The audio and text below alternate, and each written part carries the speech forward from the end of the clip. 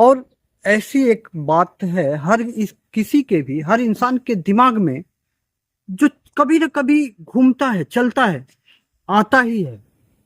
कभी कभी कुछ करते करते इंसान थम जाता है, रुक जाता है, उसका मन नहीं कहता कि अब आगे कब तक, आखिर कहाँ तक संभव है, कैसे और कितना परिश्रम कब तक करना है। क्योंकि कुछ समय के बाद इंसान को थकान महसूस होने लगता है। कुछ करने के बाद, कुछ दिनों के बाद इंसान ऊब सा जाता है कि आखिर कब तक विश्वास और कब तक साहस और कब तक धैर्य और कब तक परिश्रम करके क्या पाया जा सकता है। क्योंकि अवस्था एक ही है, बदलाव कुछ नहीं हो रहा है।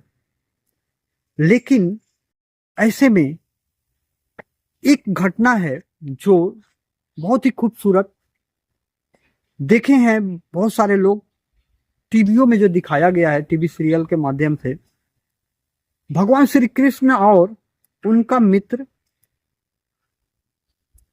मित्र जो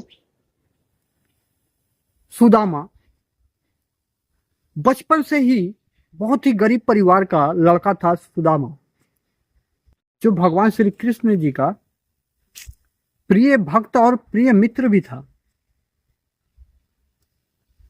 बहुत समय तक, बहुत लंबे समय तक बहुत तकलीफें सहे सुदामा ने, लेकिन कभी ईश्वर से कोई शिकायत कभी नहीं किया। अपने मित्र की कभी भी कोई बुराई और कोई सहायता भी कभी अपने मित्र से नहीं मांगा।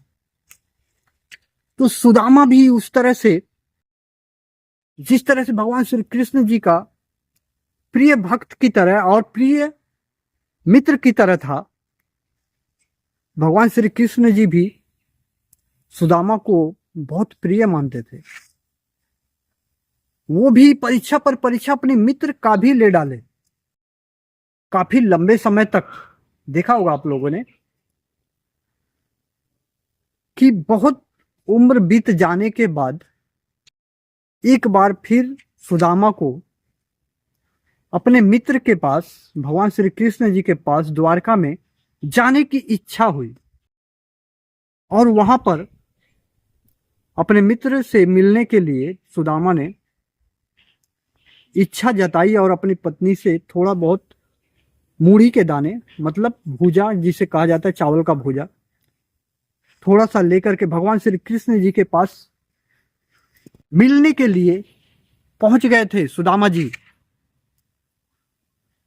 और फिर क्या होता है उसके बाद, भगवान श्री कृष्ण जी ने जबरदस्ती छीनकर अपने मित्र से, सुदामा से, वो चावल के भूजे मूढ़ी के दाने को जबरदस्ती मुंह में डाले थे। और तब रुक्मिणी जी ने, भगवान श्री कृष्ण जी की पत्नी ने, उन्हें मना किया था। भला मूढ़ी के भूजे को खाने से क्यों मना किया था? इसका बहुत बड़ा कारण होता है।